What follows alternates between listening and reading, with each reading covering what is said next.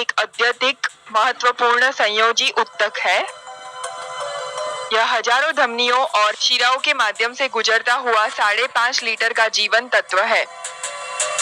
ये रक्त वाहिकाएं शरीर के अन्य सभी अंगों, ऊतकों और कोशिकाओं तक रक्त पहुंचाती है ताकि वे सही से कार्य कर सके। यदि हम एक धमनी के अंदर देखें तो हमें अनगिनत रक्त कोशिकाएं दिखाई देती है। लाल रक्त कणिकाएं रक्त कोशिकाओं में सबसे अधिक पाई जाती है और इसकी संख्या 4.5 से 5 मिलियन प्रति घन मिलीमीटर है। इस 5 लीटर रक्त में 25 ट्रिलियन कोशिकाएं होती है। लाल रक्त कण स्पंजी उभयावतल होते हैं जिनका व्यास लगभग 8 माइक्रोन होता है। लाल रक्त कण केंद्रक रहित होते हैं, अतः इन्हें ई-न्यूक्लिएट भी कहा जाता है। इसमें स्पंज जैसे प्रोटीन फ्रेम होते हैं जिनमें हीमोग्लोबिन अणु मौजूद होते हैं।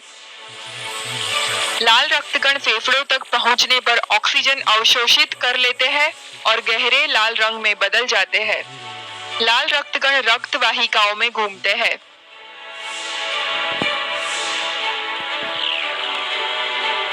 ऑक्सीजन न्यून ऊतक कोशिकाओं में पहुंचने पर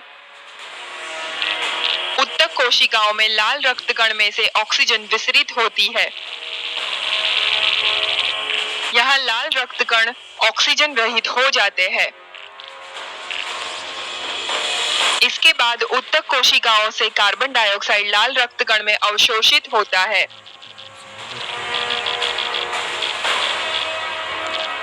एक लाल रक्त कण का जीवन काल 120 दिन होता है।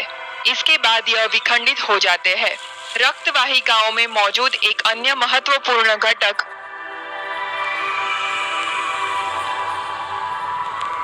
सफेद रक्त कोशिकाएं या WBC है। इन कोशिकाओं का कई विशिष्ट आकार नहीं होता। इनकी संख्या 4000 से 10,000 प्रति घन मिलीमीटर होती है। ये मुख्यतः 2 प्रकार की होती है। एक प्रकार सूक्ष्म जीव को पहचानता है, उन पर हमला करता है और फेगोसाइटोसिस द्वारा इन्हें निगल जाता है,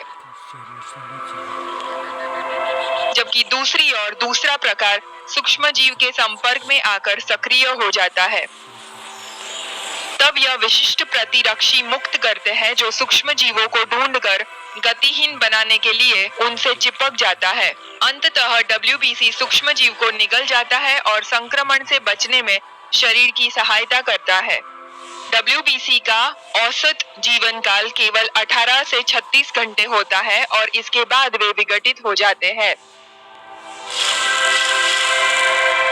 रक्त कोशिकाओं का तीसरा प्रकार प्लेटलेट्स है, जो तीनों में सबसे छोटे होते हैं। इनकी संख्या 0.15 से 0.45 मिलियन प्रति घन मिलीमीटर के बीच होती है। इन प्लेटलेट्स का औसत जीवन काल 9 से 10 दिनों का होता है और इसके बाद वे विघटित हो जाते हैं। प्लेटलेट्स को बिंबाणु के रूप में भी जाना जाता है। ये कोशिकाएं घाव के जगह पर होती है जहां वे रक्त स्कंदन कारकों को मुक्त करते हैं। यह धागे की तरह की संरचना का निर्माण करती है जो रक्त को बहने से रोकने के लिए एक जाल सा बना देता है। रक्त का लाल रंग RBC की उपस्थिति के कारण होता है। इनके अतिरिक्त रक्त के तरल घटक जिसको प्लाज्मा कहा जाता है, इनमें अन्य कोशिकाएं भी होती है। इसे एक रक्त के नमूने को एकत्रित कर सत्यापित किया जा सकता है। एकत्रित रक्त लाल दिखाई देता है जो इन कारकों का समग्र है। सभी कारकों को देखने के लिए हम एकत्रित किए गए रक्त को एक परीक्षण नली में रखते हैं जिसे अपकेंद्रण यंत्र में रखा जाता है। मशीन को शुरू किया जाता है।